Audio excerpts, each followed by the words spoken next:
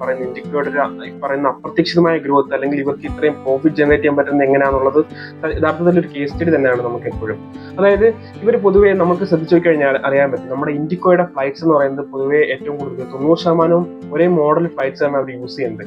Airbus A320 flights മോഡലാണ് ഏറ്റവും കൂടുതൽ യൂസ് ചെയ്യുന്നത്. ഇപ്പം ഒരേ മോഡൽ ഫ്ലൈറ്റ് യൂസ് ചെയ്യുന്ന ഒരു ഗുണം എന്ന് പറയുമ്പോഴത്തേക്കും നമുക്ക് ഈ ജീവനക്കാരെ പൊതുവെ പല എയർലൈൻ കമ്പനികളുടെ പ്രശ്നം എന്ന് പറഞ്ഞാൽ ജീവനക്കാരെ പരിശീലിപ്പിക്കാനുള്ളതാണ് ഇവർക്ക് ഏറ്റവും കൂടുതൽ തുക ചെലവാകുന്നത്. അതായത് ആ ഒരു കമ്പനിക്ക് ആ ഒരു എയർലൈൻസിന് പലതരത്തിലുള്ള മോഡലിൽ കാണും.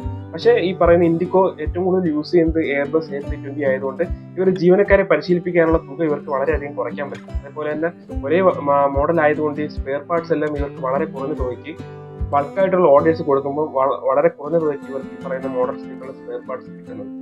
അത് കൂടാതെ ഇവരുടെ മറ്റൊരു പ്രത്യേകത എന്ന് പറഞ്ഞു കഴിഞ്ഞാൽ ഇവരുടെ ടേൺ അറൗണ്ട് ടൈമാണ്. അതായത് ഇപ്പം നമ്മുടെ ബാംഗ്ലൂരിൽ നിന്നും കൊച്ചിയിലേക്ക് ഒരു ഫ്ലൈറ്റ് വന്നു, ഏകദേശം 20-25 അല്ലെങ്കിൽ 30 അരമണിക്കൂർ കഴിയുമ്പോഴത്തേക്കും ഇവർക്ക് അവിടുന്ന് ഫ്ലൈറ്റ് അടുത്ത, അതായത് കൊച്ചിയിൽ നിന്ന് ഹൈദരാബാദിലേക്ക് ഇവർക്ക് ഫ്ലൈറ്റ് റൺ ചെയ്യാൻ പറ്റും. സോ ഇവരുടെ ടേൺ അറൗണ്ട് ടൈമും വളരെ കുറവാണ്. അതുകൊണ്ട് ഇതാണ് ഏറ്റവും പ്രധാനപ്പെട്ട ഒരു ആദ്യത്തെ കാരണം എന്ന് നമുക്ക് പറയാൻ പറ്റും.